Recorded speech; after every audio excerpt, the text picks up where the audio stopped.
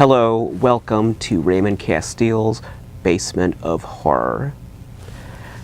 We're going to look in this box today. This should be interesting.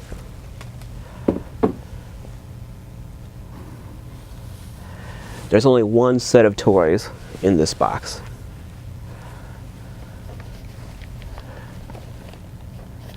These are the Nightmare Warriors. They were made by MTC Multi-Toys Corporation in 1983.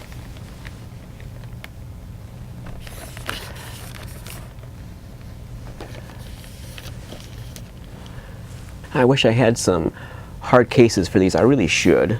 I think they're worth preserving in hard cases. I could stand them up for you. The idea behind these toys is that the Nightmare Warriors are legendary warriors throughout history, like Captain Kidd and Geronimo, and they're dead, obviously, but their spirits live on to continue fighting and continue warfare in the afterlife. And these skeleton toys, they glow in the dark. Their bones glow in the dark. This is Geronimo.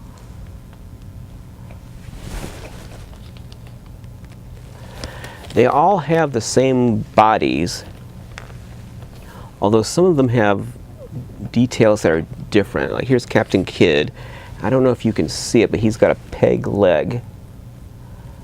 So his left leg is a peg, like a pirate. And let's see, does he have a hook arm? Yes, he does. You can't see it because of the star covering it up, but his left hand is a hook.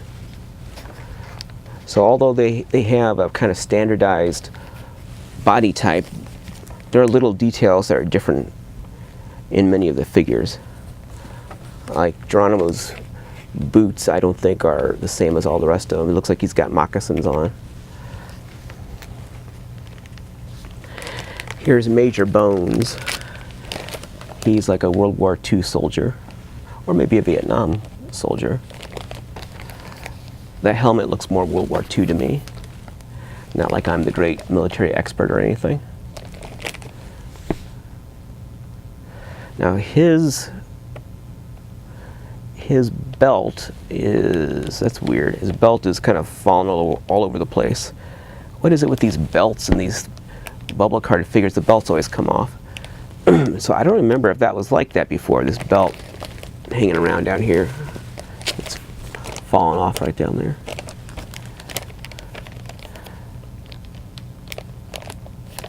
I suspect it was like that, I just didn't notice. But anyway, so he's losing his belt. That's not good for a soldier. This is Pancho Villa. He's a really nice one. I think his sombrero and just the way the skull looks, kind of like the expression with that hat. It's a very nice look.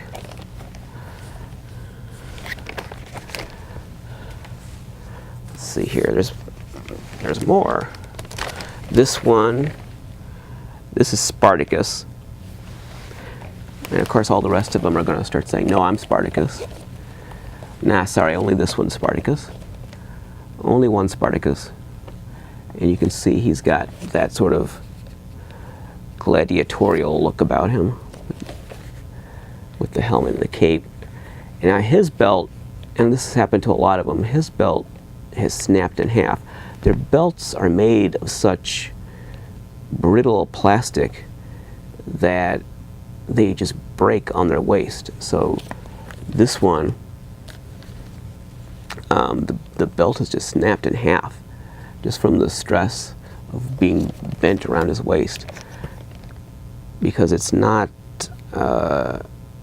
like flexible plastic, it's like brittle plastic that really shouldn't be bent.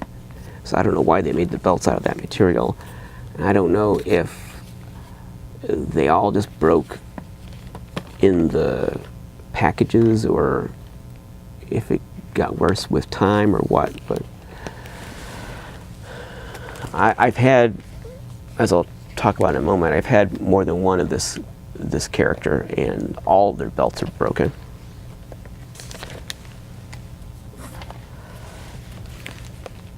Here's Sir Lancelot.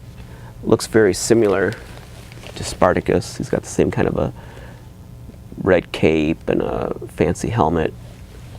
He's got a sword like Spartacus and a shield.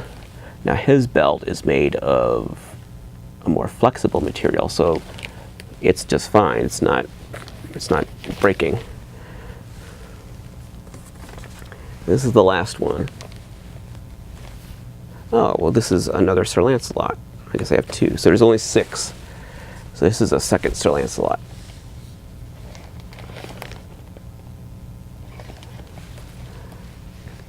I was wondering when I looked in the box that there's 7 in there. That's an odd number for a toy line. You would think there'd be 6 or 8. Well, that's because there was doubles on one of them.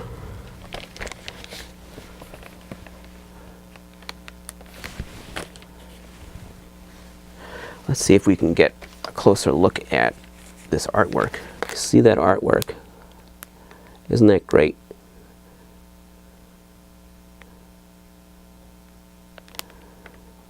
They all have the same artwork. The cards are not individualized. It's all the same card for each character. But this reminds me of Tombs of the Blind Dead. If you've seen those movies, you know what I'm talking about. I mean, this could be a Blind Dead action figure, the way this artwork looks. I mean, if you were going to make Blind Dead action figures in the 80s, the card would probably look a lot like that. So I wish I could stand all these up while I'm talking. So I've got a lot of Nightmare Warriors here, but that's not it. Look at this.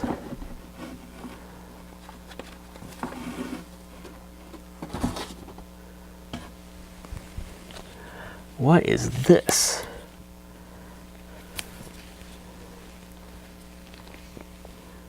Maybe I can take this outer wrap off. Shouldn't hurt it.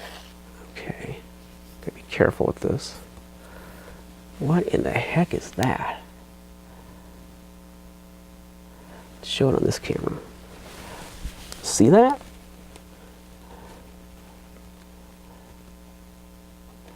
So here's the story on this artwork. I got this Major Bones artwork, and it looks almost like cell animation. It's like different layers. I mean, it is like they're like cells. There's like different parts of the drawings are in different layers of this acetate. And I bought it with this Major Bones figure, which is unpunched, and I mean it's probably the best condition one that I've got of all these figures. So, and Major Bones was the only one I didn't find at Children's Palace. I'll talk about Children's Palace in a second. Major Bones was really hard to find. I had all the rest of them for years and didn't have Major Bones, and finally I got them along with this artwork. So I think Major Bones, even though I've seen loose ones, and I think I might even have seen a carded one since I obtained this one, but he must have been the chase figure. And I don't know, maybe he was made later than the rest, I don't know. But this, apparently, this must be like, like the design artwork at, like, this was what they would have pitched, you know, in a meeting at Multi-Toys, saying like this is going to be what the character looks like. I guess. I mean, if that's not what it is, then what is it? I can't imagine that they were ever going to make a Nightmare Warriors cartoon, so I don't think this would be like a character design for a cartoon. It looks like that, but I don't think that's what it is. I think this is concept art for the action figure, and this is what it looks like behind on the back. I don't know if that does anything for you. If anyone recognizes this style of construction and can tell me exactly what this is.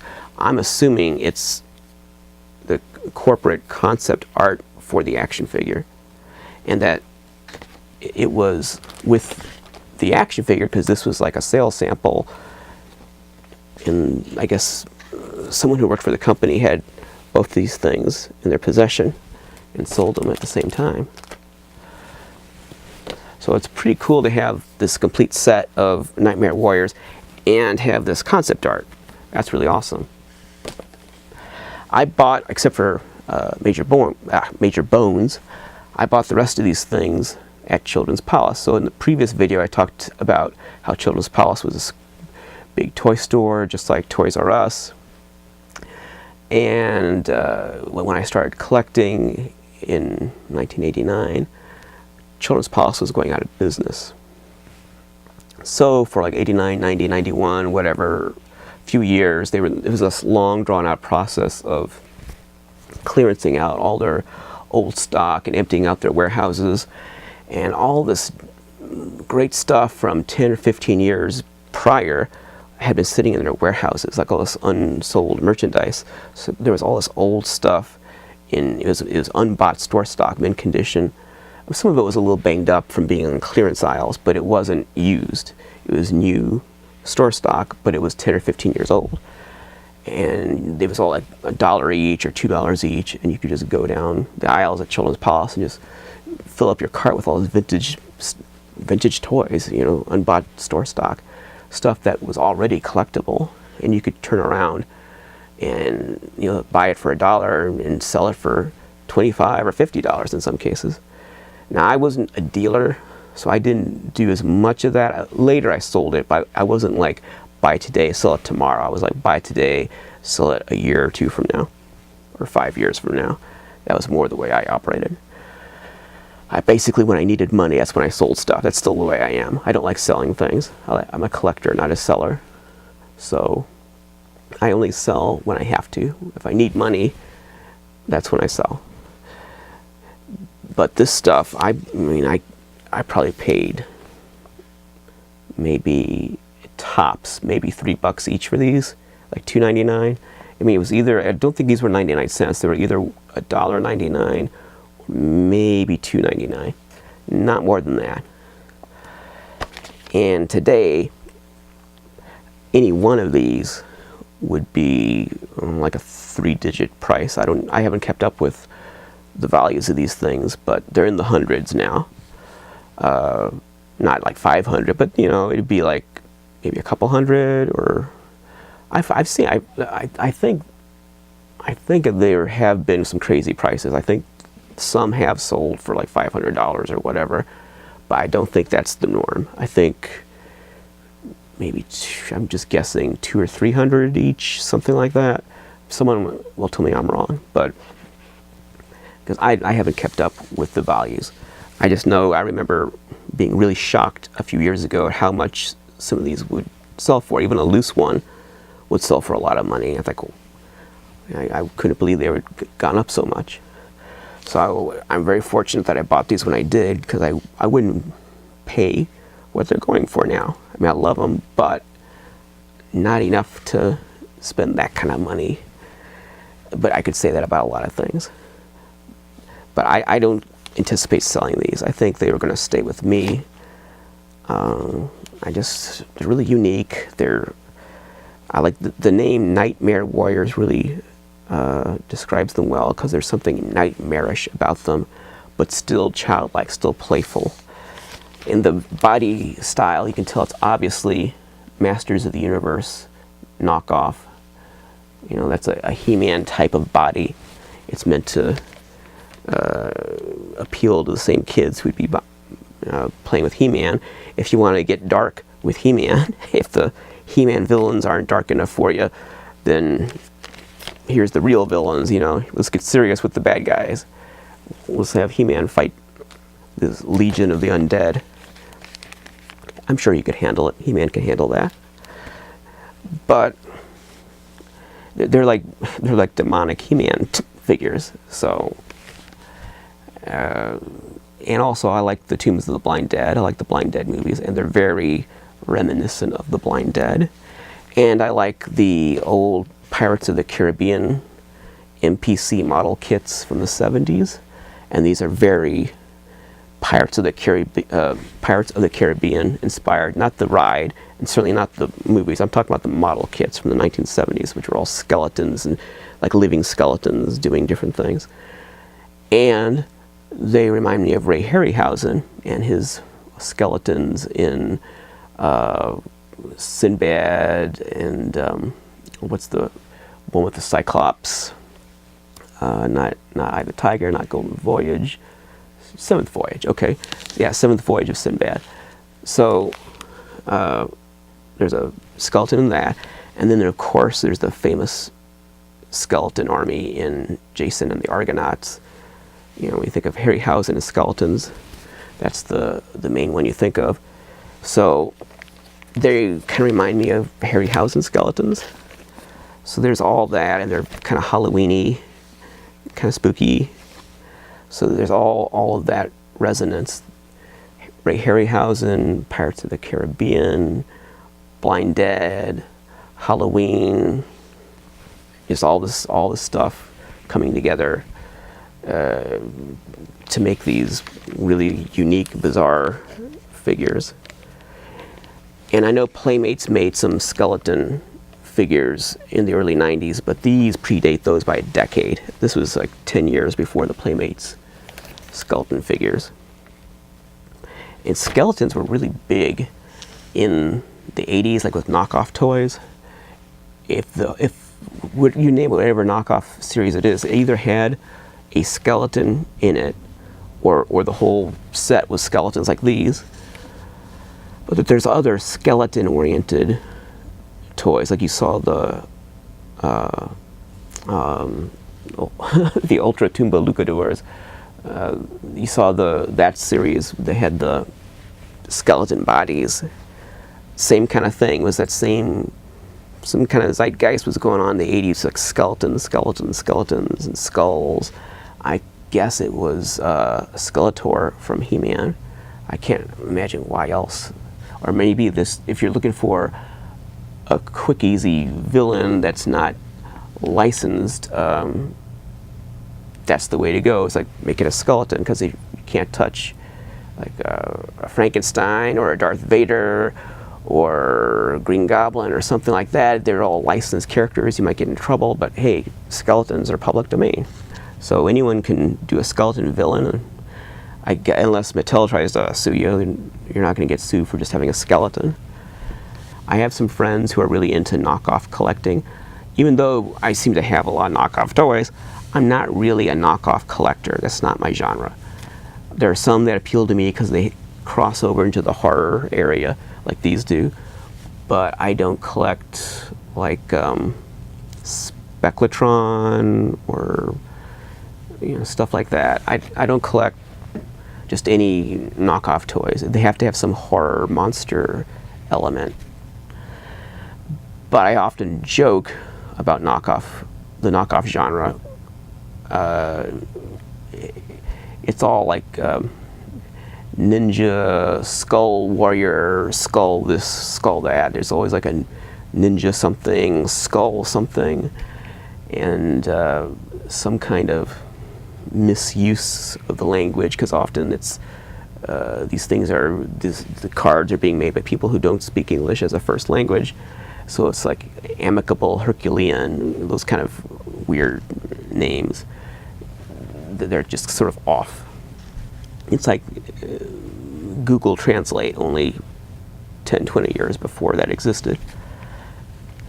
But a lot of those things have skull elements. There's a skull head somewhere in the set, or skull in the name, or something to do with skulls. And I don't think you see that nowadays. It's just weird that was a thing in the 80s into the early 90s. Just skull, skeletons. I'm not sure what that was about.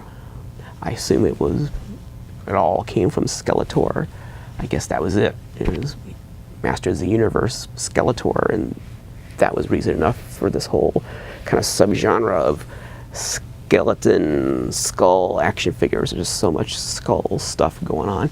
Even those Midnight Terror dolls that I showed a couple videos ago, those are skeletal. Those are from this era. Those are 1990. So there again, and Playmates eventually made the Skeleton Warriors, I think they're called. That was early 90s. So Playmates got in on it. Everything was just skeletons. I don't know, maybe it's because it was like coming off the Reagan era and the Cold War, and everyone was afraid of getting nuked. I know growing up I was very afraid, as everyone in my generation was afraid of nuclear war. We thought any moment we were going to have a nuclear war and we'd all die. We all saw like the educational films trying to scare us about the atom bomb, or animation of people melting and stuff, or we saw The Day After on TV or Threads on TV, and maybe that had something to do with that skull motif, that skeleton motif that was so prevalent in the 80s and 90s. Maybe that had something to do with it. Maybe it was just sort of like the specter of death hovering over that generation. It was the generation that would become Generation X. We grew up with that nuclear cloud hanging over our heads.